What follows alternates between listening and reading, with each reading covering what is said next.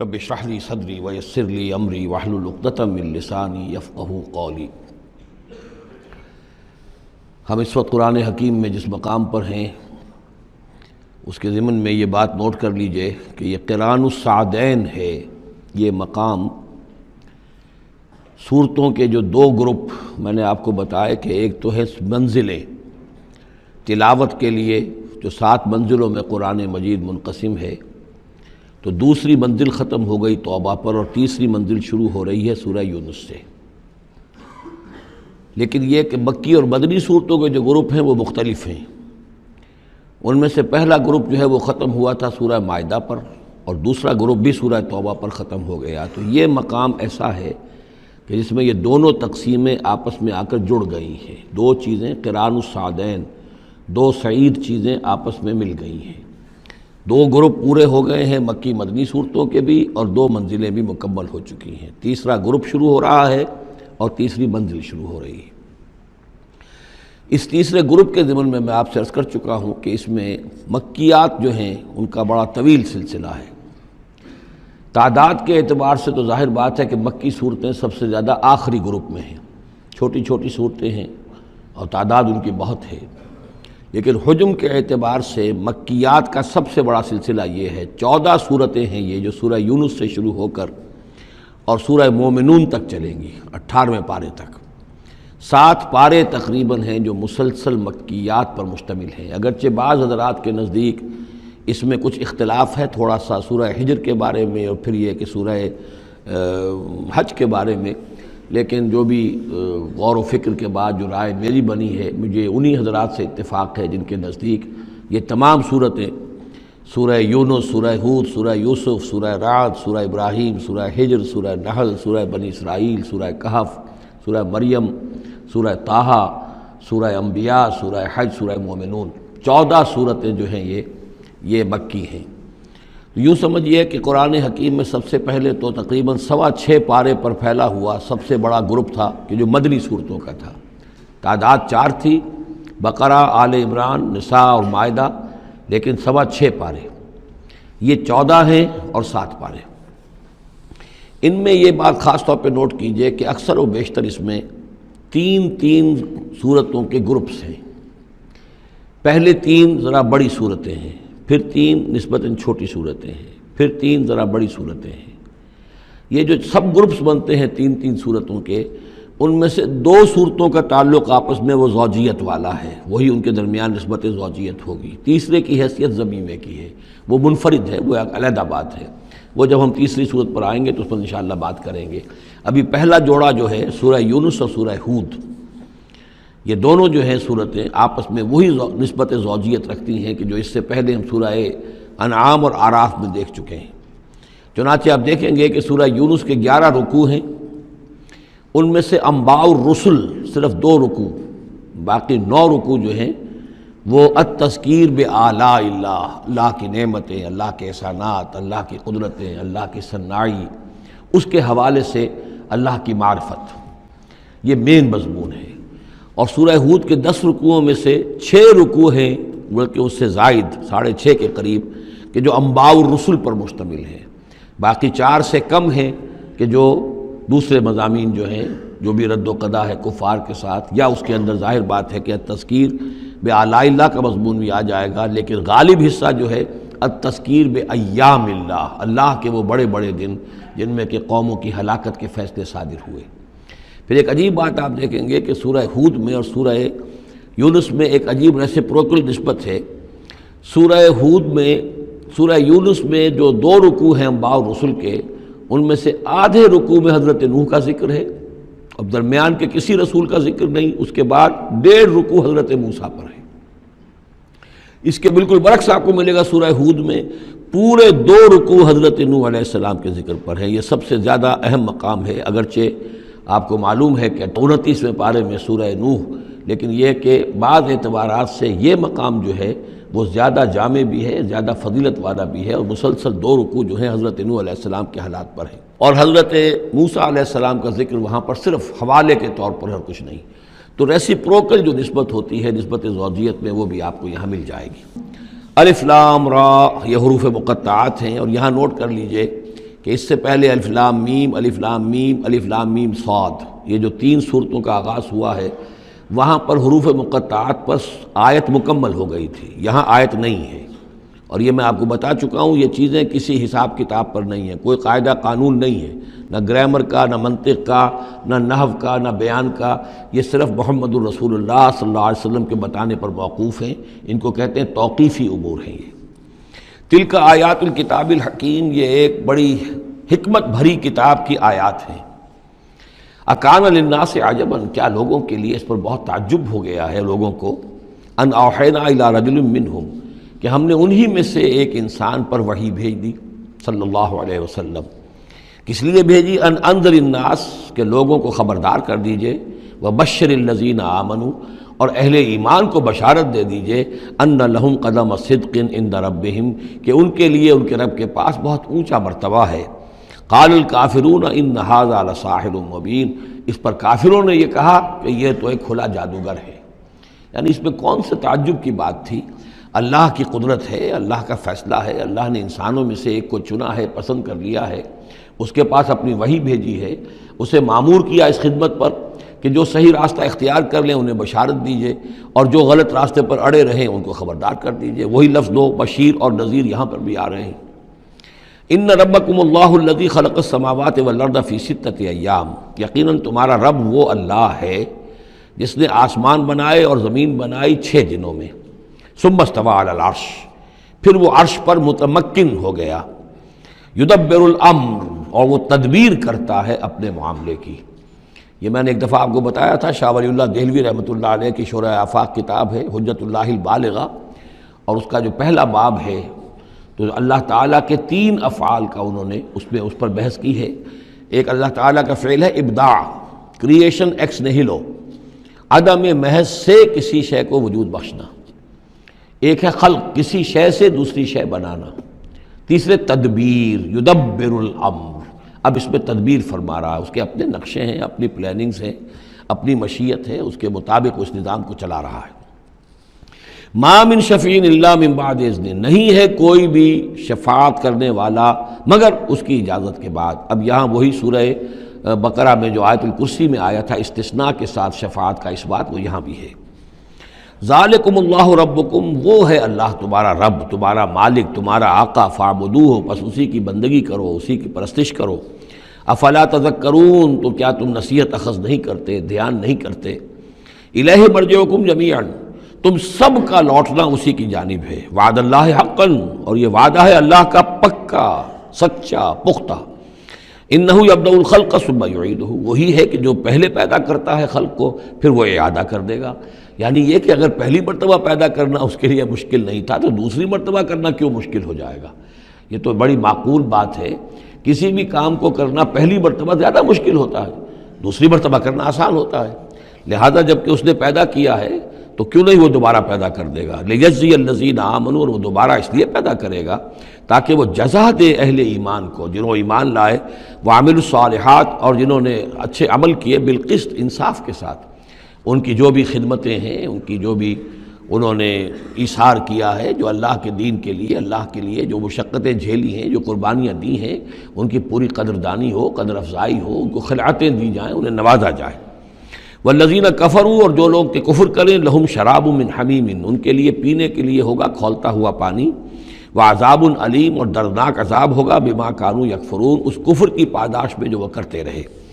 هو الذی جعل الشمس ضیاء، وہی ہے کہ جس نے جو سورج کو بنا دیا چمکدار، چمکتا ہوا، والقمر نورا، اور چاند کے اندر بھی نور رکھ دیا، وقدرہ منازل، یہاں ذرا نوٹ کر لیجئے کہ سورج چونکہ خود اس کے اندر جو کمبسچن کا عمل جاری ہے، اور اس کے لیے وہاں پر جو لفظ آیا ہے وہ سورج کے لیے وہ ضیاء ہے، لیکن یہی روشنی اگر کہیں ریفلیکٹ ہو کر آئے گی تو وہ نور کی شکل میں ہے۔ اور یہ ہمیں معلوم ہے کہ چاند کی روشنی اور سورج کی روشنی میں بڑا بنیادی فرق ہے، اسی لیے قرآن مجید نے بھی 2 مختلف الفاظ استعمال کیے۔ هو الذی جعل الشمس ضیاء والقمر نورا، اس کی اپنی چمک ہے اور یہاں وہ ریفلیکٹڈ روشنی ہے۔ وقدرہ منازل، اور اس نے اس چاند کی منزلیں مقرر کر دیں، لتعلموا عدد السنین والحساب، تاکہ تم گنتی کر سکو برسوں کی اور حساب کر سکو۔ ما خلق اللہ ذلک الا بالحق، اللہ نے یہ سب کچھ پیدا نہیں کیا مگر حق کے ساتھ. یہ ایک سنجیدہ تخلیق ہے، یہ ایک بامقصد تخلیق ہے، ایک نتیجہ خیز تخلیق ہے. یفصل الآیات لقوم یعلمون، اور وہ تفصیل بیان کرتا ہے اپنی آیات کی ان لوگوں کے لیے جو علم حاصل کرنا چاہیں. ان فی اختلاف اللیل والنہار، یقیناً رات اور دن کے عدلنے بدلنے میں، وما خلق اللہ فی السماوات والارض، اور جو کچھ اللہ نے بنایا ہے آسمانوں میں اور زمین میں، لا آیات لقوم یتقون، یقین نشانیاں ہیں ان لوگوں کے لیے کہ جن کے اندر کچھ خوف ہے، کچھ تقویٰ ہے، جن کی اخلاقی حس بیدار ہے. ان الذین لا یرجون لقاءنا، یہ ذرا الفاظ یہاں نوٹ کر لیجئے، یہ صورت میں بار بار آئیں گے.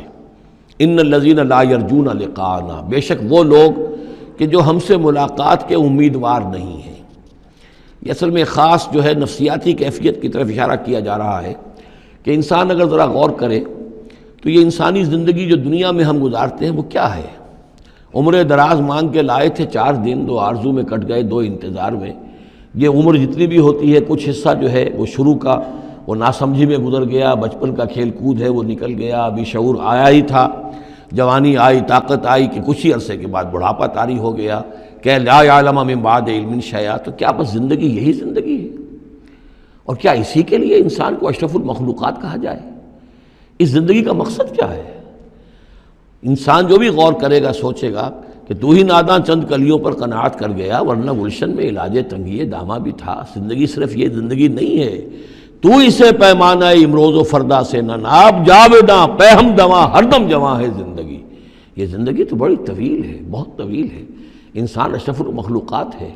یہ تو عارضی سا ایک وقفہ ہے اللہ تعالیٰ نے ہمارا امتحان لینے کے لیے. خلق الموت والحیات لیبلوکم ایکم احسن عملا. اصل زندگی جو ہے وہ تو بڑی طویل ہے. اصل زندگی وہ ہے ان الدار الآخرۃ لہی الحیوان لو کانوا یعلمون. اصل میں تو آخرت کا گھر جو ہے وہ ہے اصل زندگی، کاش کہ انہیں معلوم ہوتا. لیکن کچھ لوگ ہوتے ہیں جن کے ذہن اتنے محدود ہیں، جن کی سوچ اتنی محدود ہے، جن کا افق ذہنی جو ہے اس قدر تنگ ہے کہ وہ اس پر بھی مطمئن ہیں، ریجھے ہوئے اس زندگی کے اوپر مطمئن ہیں، لگے ہوئے اسی میں، مگن ہے اسی میں، بلکہ کہنا چاہیے گم ہو گئے اسی میں. کافر کی یہ پہچان کہ آفاق میں گم ہے، اور مومن کی یہ پہچان کہ گم اس میں ہے آفاق. تو ان الذین لا یرجون لقاءنا، وہ لوگ جو ہم سے ملاقات کے امیدوار ہی نہیں. ورضوا بالحیات الدنیا، اور وہ دنیا کی زندگی پر راضی ہو گئے، مطمئن ہو گئے. وَاطْمَأَنُّوا بِهَا، اس پر مطمئن ہو گئے. وَالَّذِينَ هُمْ عَنْ آیَاتِنَا غَافِلُونَ، اور جو ہماری آیات سے غافل ہے، دیکھتے ہی نہیں. کھول آنکھ، زمین دیکھ، فلک دیکھ، فضا دیکھ، کس کو موقع ملتا ہے؟ نہ زمین دیکھنے کا، فلک دیکھنے کا، فضا دیکھنے کا. آدمی اپنے چکروں میں، اپنے ہی معاش کے دھندوں کے اندر اس طریقے سے مصروف ہوتا ہے کہ آفاقی یا انفسی آیات کی طرف توجہ کرنے کا وقت ہی نہیں ملتا. اولئک مأواہم النار، یہ وہ لوگ ہیں کہ جن کا ٹھکانہ آگ ہے. بما کانوا یکسبون، اس اپنی کمائی کی بدولت کی جو وہ کر رہے ہیں. ظاہر بات ہے کہ جب نہ اللہ کی طرف دھیان ہے نہ آخرت کا دھیان ہے تو پھر کیا کریں گے؟ بابر بیش کوش کے عالم دوبارہ نہیں. حلال سے، حرام سے، جائز سے، ناجائز سے جس طرح بھی کوئی جھوٹی مسرت حاصل کی جا سکے، کوئی عارضی سی خوشی حاصل کی جا سکے، کوئی دل کو بہلانے کے لیے کوئی کھلونے حاصل کیے جا سکے، آدمی اسی میں لگا رہے گا. ان الذین آمنوا وعملوا الصالحات یہدیہم ربہم بایمانہم، یقیناً وہ لوگ جو ایمان لائے اور جنہوں نے نیک عمل کیے ان کو ہدایت دے گا ان کا رب ان کے ایمان کے ذریعے یا ان کے ایمان کے باعث. ان کو پہنچا دے گا کہاں؟ تجری من تحتہم الانہار، ان کے نیچے نہریں بہتی ہوں گی، فی جنات النعیم، نعمتوں والے باغات میں. دعواہم فیہا سبحانک اللہم، وہ وہاں پر دعائیں کرتے رہیں گے اللہ سے، پھر بھی ان کی مناجات وہاں جاری رہے گی. جنت کے اندر بھی سبحانک اللہم، اے اللہ تو پاک ہے، پروردگار تو پاک ہے، تو ہر ضعف سے، ہر عیب سے، ہر نقص سے، ہر احتیاج سے تو مبرہ ہے، منزہ ہے، اعلیٰ ہے، عرفہ ہے. تحیتہم فیہا سلام، اور آپس میں اہل جنت ایک دوسرے کو گریٹنگز کرتے رہیں گے، سلام قیلاً سلاماً سلاما، سلام سلام ہی کی ہر طرف سے آوازیں آئیں گی. وآخر دعوانا ان الحمد للہ رب العالمین، اور ان کی دعا اور مناجات اس کا اختتام ہوتا ہے ہمیشہ اس بات پر کہ کل حمد، کل تعریف، کل ثنا اس اللہ کے لیے ہے جو تمام جہانوں کا رب ہے. وَلَوْ يُعَجِّلُ اللَّهُ لِلنَّاسِ الشَّرَّ اسْتِعْجَالَهُم بِالْخَيْرِ، اگر اللہ تعالیٰ لوگوں کے لیے خرابی میں، شر میں بھی اتنی ہی جلدی کرتا جتنی کہ وہ چاہتے ہیں خیر میں. اب آدمی چاہتا ہے کہ جو بھی کام کر رہا ہے اس کے نتیجہ نکل آئے، جلدی سے جلدی نکل آئے، لیکن یہ کہ جو غلطی کر رہا ہے اس کا نتیجہ بھی اللہ اسی طرح جلدی نکال دے تو اللہ تعالیٰ تو بڑا حلیم ہے، وہ تمہارے اچھے اعمال کا بدلہ بھی جو دے گا تو وقت آنے پر دے گا، اور جو تمہاری غلطیاں ہیں، گناہ ہیں، سختیاں جو تم کر رہے ہو، معصیت، اس کی سزا میں بھی وہ جلدی نہیں کرتا۔ وَلَوْ يُعَجِّلُ اللَّهُ لِلنَّاسِ الشَّرَّ اسْتِعْجَالَهُم بِالْخَيْرِ، اگر اللہ جلدی کر دیتا لوگوں کے لیے برائی، جیسے کہ وہ جلدی مانگتے ہیں خیر، لَقُضِيَ إِلَيْهِمْ أَجَلُهُمْ، تو ان کی اجل کبھی کی پوری ہو چکی ہوتی، ان کی مدت عمر ختم ہو چکی ہوتی۔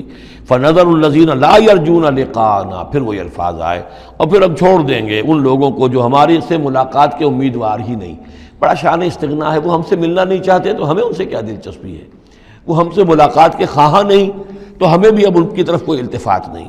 نظر الذین لا یرجون لقاءنا فی طغیانہم یعمہون، ہم چھوڑ دیں گے ان لوگوں کو جو ہم سے ملاقات کے امیدوار نہیں ہیں کہ وہ اپنی سرکشی کے اندر اندھے ہو کر بڑھتے چلے جائیں۔ وَإِذَا مَسَّ الْإِنسَانَ الضُّرُّ، اور جب انسان کو کوئی تکلیف پہنچتی ہے، دعانا لجنبہ، وہ ہمیں پکارتا ہے، دعا کرتا ہے، لیٹا ہوا پہلو کے بل، او قاعدن، یا بیٹھا ہوا، او قائمن، یا کھڑے ہوئے۔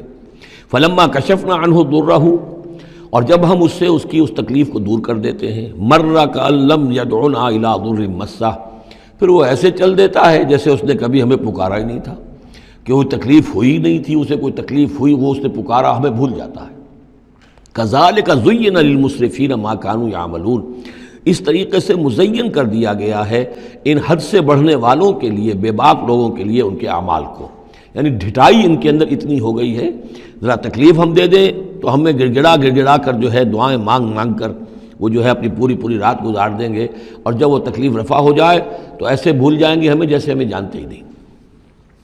وَلَقَدْ أَهْلَكْنَا الْقُرُونَ مِن قَبْلِكُمْ، اور ہم نے تم سے پہلے بھی بہت سی نسلوں کو اور قوموں کو ہلاک کیا، لما ظلموا، جب انہوں نے گناہ کی روش اختیار کی، ظلم کا رویہ اختیار کیا، وَجَاءَتْهُمْ رُسُلُهُمْ بِالْبَيِّنَاتِ، اور ان کے پاس بھی آئے تھے ان کے رسول بینات لے کر، واضح تعلیمات لے کر، وَمَا كَانُوا لِيُؤْمِنُوا، لیکن وہ نہیں تھے ایمان لانے والے، كَذَلِكَ نَجْزِي الْقَوْمَ الْمُجْرِمِينَ، اسی طرح ہم بدلہ دیا کرتے ہیں مجرم لوگوں کو۔ ثُمَّ جَعَلْنَاكُمْ خَلَائِفَ فِي الْأَرْضِ مِن بَعْدِهِمْ، پھر ان کے بعد ہم نے تمہیں زمین میں ان کا جانشین بنا دیا، لِنَنظُرَ كَيْفَ تَعْمَلُونَ، تاکہ ہم دیکھیں کہ تم کیا کرتے ہو۔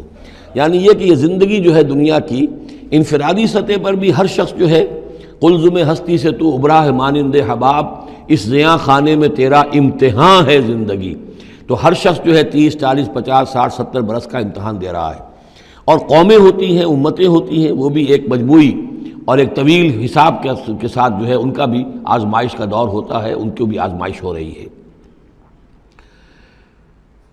ثم جعلناکم خلائف فی الارض من بعدہم لننظر کیف تعملون واذا تتلی علیہم آیاتنا بینات، اور جب ان کو پڑھ کر سنائی جاتی ہیں ہماری روشن آیات، قال الذین لا یرجون لقاءنا، پھر وہی لفظ آ گیا، کہتے ہیں وہ لوگ کہ جو ہم سے ملاقات کے امیدوار نہیں ہیں، جب ہم سے ملاقات کے امیدوار نہیں، ہماری آیات کی طرف متوجہ نہیں، استہزاء کرتے ہیں، ان کو سنجیدگی سے سننے کی کوشش ہی نہیں کرتے، وہ کیا کہتے ہیں، ائت بقرآن غیر ھذا او بدلہ، اے محمد اس قرآن کے سوا کوئی قرآن آپ پیش کریں یا اس میں کوئی ترمیم کریں، اٹس ٹو ریجڈ، یہ تو بہت سخت ہے، آخر ہماری بھی کوئی بات مانی جانی چاہیے، کوئی کمپرومائز ہونا چاہیے، کچھ گیو اینڈ ٹیک ہونا چاہیے، کچھ ہمارے معبودوں کو آپ مانیں، کچھ ہم آپ کی باتیں مان لیں، کوئی نہ کوئی مصالحت کی روش ہونی چاہیے۔ یہ قرآن تو بالکل ان کمپرومائزنگ ہے، بہت ریجڈ ہے، ائت بقرآن غیر ھذا، اس کے علاوہ کوئی قرآن لائیے تو ہم مان لیں گے، او بدل ہو، یا اسی میں کوئی ترمیم کر لیجئے، تھوڑی بہت چیزیں نکال دیجئے اس میں سے۔ قل ما یکون لی ان ابدلہ من تلقاء نفسی، اے نبی کہہ دیجئے میرے لیے ہرگز ممکن نہیں ہے کہ میں اس میں اپنے جی سے، اپنی طرف سے کوئی تبدیلی کر دوں۔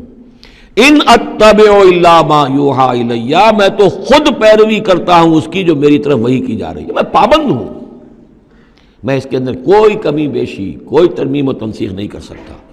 انی اخاف ان عصیت ربی عذاب یوم عظیم، مجھے خود ڈر ہے اگر میں اپنے پروردگار کی نافرمانی کروں گا تو ایک بڑے دن کے عذاب کی پکڑ میں آ جاؤں گا۔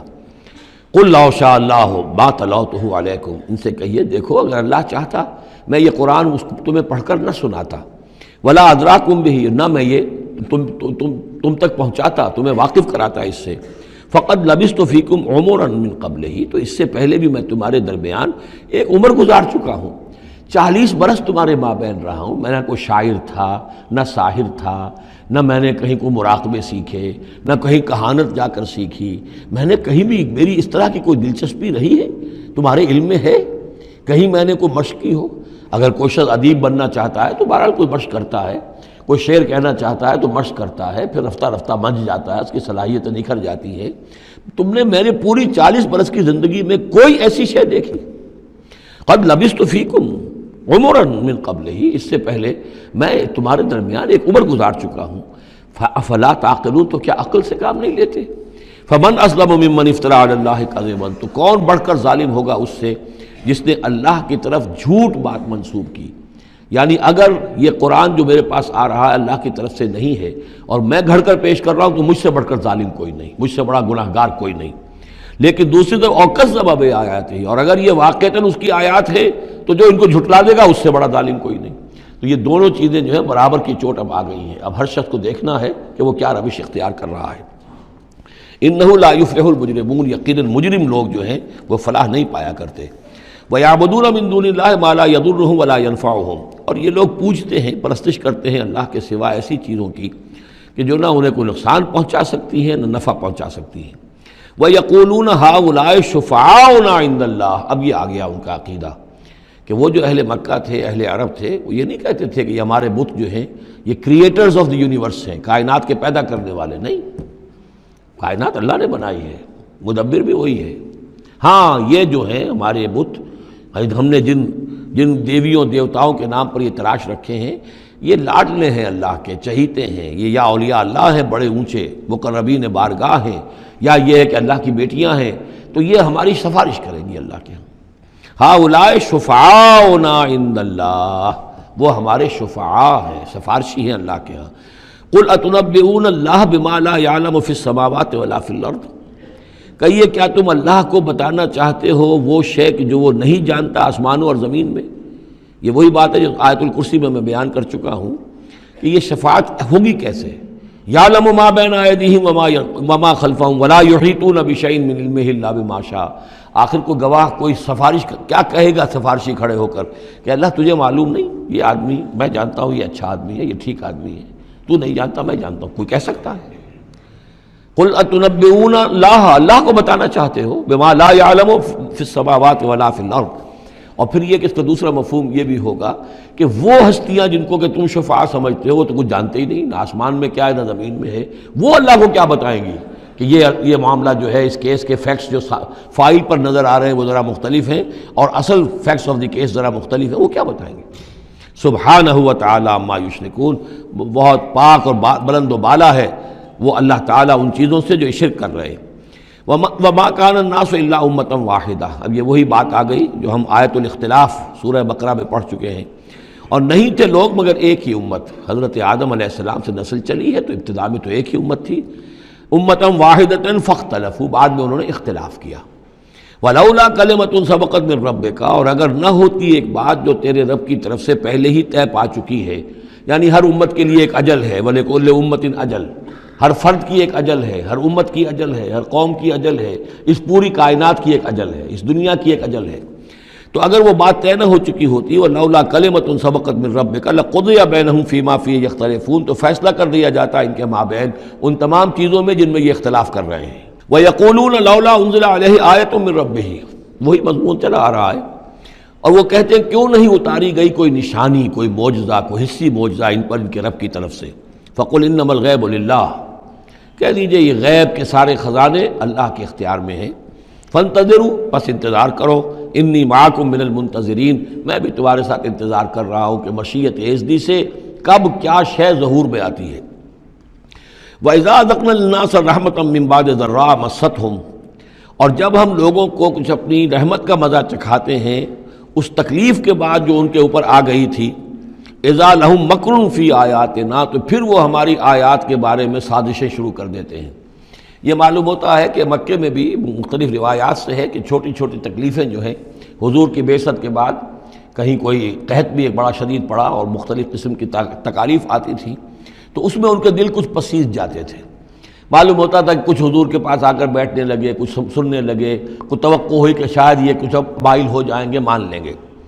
لیکن جب وہ تکلیف رفع ہو گئی اور اللہ کی رحمت آ گئی، وَإِذَا أَذَقْنَا النَّاسَ رَحْمَةً مِّن بَعْدِ ضَرَّاءٍ مَّسَّتْهُمْ إِذَا لَهُم مَّكْرٌ فِي آيَاتِنَا، پھر وہ ہماری آیات کے ساتھ سازشیں شروع کر دیتے ہیں، ان کے خلاف ریشہ دوانیاں شروع کر دیتے ہیں۔ قُلِ اللَّهُ أَسْرَعُ مَكْرًا، ان کو بتا دیجئے کہ اللہ تعالیٰ کی چالیں تدبیریں کہیں زیادہ تیز ہیں۔ تم بھی کر رہے ہو، چالیں چل رہے ہو، تدبیریں کر رہے ہو، لیکن اللہ کی جو تدبیریں ہیں ان کی رفتار جو ہے اس کا مقابلہ تم نہیں کر سکو گے۔ ان رسلنا یکتبون ما تمکرون، اور ہمارے جو فرشتے ہیں، ہمارے جو پیغامبر ہیں وہ بیٹھے ہوئے ہیں اور لکھ رہے ہیں جو بھی تم چالیں چل رہے ہو، جو سازشیں کر رہے ہو۔ هو الذی یسیرکم فی البر والبحر، وہی ہے جو تمہیں سیر کراتا ہے بر میں بھی اور بحر میں بھی، خشکی میں بھی اور دریا میں بھی، یعنی لیے پھر رہا ہے۔ جیسے کہ اللہ تعالیٰ جو ہے وہ اس خود انسانوں کے لیے سارا اس کا جو نظام طبعی ہے، یہ قانون قدرت ہے، گویا کہ یہ ایک اللہ تعالیٰ نے سواری بنایا ہوا ہے کہ وہ لوگوں کو لے کر چل رہی ہے۔ هو الذی یسیرکم فی البر والبحر حتی اذا کنتم فی الفلک، یہاں تک کہ جب تم کسی کشتی میں ہوتے ہو، جہاز میں ہوتے ہو، وجرین بہم، اور وہ کشتیاں چل رہی ہوتی ہیں ان کو لے کر، بریح طیبۃ، ایک خوشگوار اور ہوا کے ساتھ، موافق ہوا چل رہی ہے، خوشگوار ہوا چل رہی ہے، اور کشتیوں کا قافلہ جو ہے وہ چل رہا ہے۔ فرحوا بہا، بڑے خوش ہیں، بڑے آرام سے چل رہے ہیں، ممکن ہے کہ کچھ وہ پینے پلانے کی محفل بھی چل رہی ہو، کچھ کھانے پینے کا سلسلہ بھی ہو رہا ہو، عیش ہو رہے ہیں۔ جاءتھا ریح عاصف، کہ اچانک پھر ایک جھک کر چلنا شروع ہوتا ہے، تیز ہوا آتی ہے۔ وجاءہم الموج من کل مکان، اور پھر یہ کہ موج ہر طرف سے آتی ہے، پہاڑ جیسی موجیں اٹھ کر آ رہی ہیں ان کی طرف۔ وظنوا انہم محیط بہم، اور اس وقت پھر وہ یہ گمان کر لیتے ہیں، یقین کر لیتے ہیں کہ اب تو ہمارا وقت آ گیا، ہمیں گھیر لیا گیا، ہم جو گر گئے۔ دعوا اللہ مخلصین لہ الدین، اس وقت وہ پکارتے ہیں اللہ کو، اس کے لیے اپنی اطاعت کو خالص کرتے ہیں۔ اس وقت انہیں کوئی دیوی یاد نہیں آتی، کوئی دیوتا یاد نہیں آتا۔ چنانچہ یہ واقعہ ہے بہت اہم، یہ جو ہم سورہ توبہ میں پڑھ آئے ہیں کہ جب مشرکین عرب سے کہہ دیا گیا کہ یہ چند مہینوں کی تمہیں مہلت دی گئی ہے، اس کے اندر اندر یا ایمان لاؤ اور یا تمہیں قتل کر دیا جائے گا، تو ایک چیز جو امپلائڈ تھی اس میں کہ یا پھر اس ملک کو چھوڑ کے چلے جاؤ۔ تو ابو جہل کا بیٹا اکرمہ بعد میں ایمان لے آئے ہیں رضی اللہ تعالیٰ عنہ، وہ بھاگے۔ اب ابو جہل کے بیٹے تھے تو جیسا باپ پتا پر پوت پتی پر گھوڑا، تو وہ سرکش ابو جہل کا بیٹا اکرمہ جو ہے اس نے کہا ٹھیک ہے، میں اس زبردستی کا اسلام تو میں نہیں لاؤں گا، لہذا وہ عرب کو چھوڑ کر اب ہجرت کر رہے ہیں حبشہ کی طرف۔ وہ سمندر میں تھے کہ وہاں پر جو ہے بہت زبردست ہوا چلی اور طوفان آ گیا۔ اب وہاں جتنے لوگ تھے سب کے سب مشرک تھے، لیکن پکارا انہوں نے اللہ کو، صرف اللہ کو، کسی کو نہیں، نہ لات کو، نہ عزا کو، نہ حبل کو، نہ منات کو، کسی کو نہیں۔ اس پر یہ چونکے کہ یہ بات جس کو اب ہم پکار رہے ہیں تکلیف میں، اسی کو پکارنے کی دعوت تو محمد دے رہے ہیں صلی اللہ علیہ وسلم۔ تو ان کی طبیعت جو ہے مائل ہوئی، واپس آئے، ایمان لے آئے، اور پھر وہ بڑے ہی یوں سمجھیے کہ بہت زبردست مجاہد ثابت ہوئے، اور یہ جو منکرین زکوٰۃ تھے ان کے خلاف اور مرتدین کے خلاف انہوں نے جہاد میں بڑے کارہائے نمایاں سر انجام دیے، حضرت اکرمہ ابن ابی جہل۔ تو یہ جو ایک ہے کہ فطرت انسانی کے اندر تو صرف ایک ہی اللہ کے لیے ہے بات، باقی یہ سب تم نے کچھ گھڑ لیے ہیں، لیکن یہ ملمہ اتر جاتا ہے، ذرا رگڑا لگے تو اوپر کے ملمے اتر جائیں گے، جو اصل فطرت کے اندر اللہ کی جو معرفت ہے اور اللہ کا جو علم اور ایمان ہے وہ ابھر کر آ جائے گا۔ دعوا اللہ مخلصین لہ الدین، تو وہ پکارتے ہیں اللہ کو اس کے لیے اپنی اطاعت کو خالص کرتے ہوئے، لئن انجیتنا من ہذہ، کہ اللہ تو نے اگر ہمیں اس مصیبت سے نجات دے دی، لنکونن من الشاکرین، تو ہم ہو جائیں گے یقیناً بہت شکر کرنے والوں میں شکر گزار۔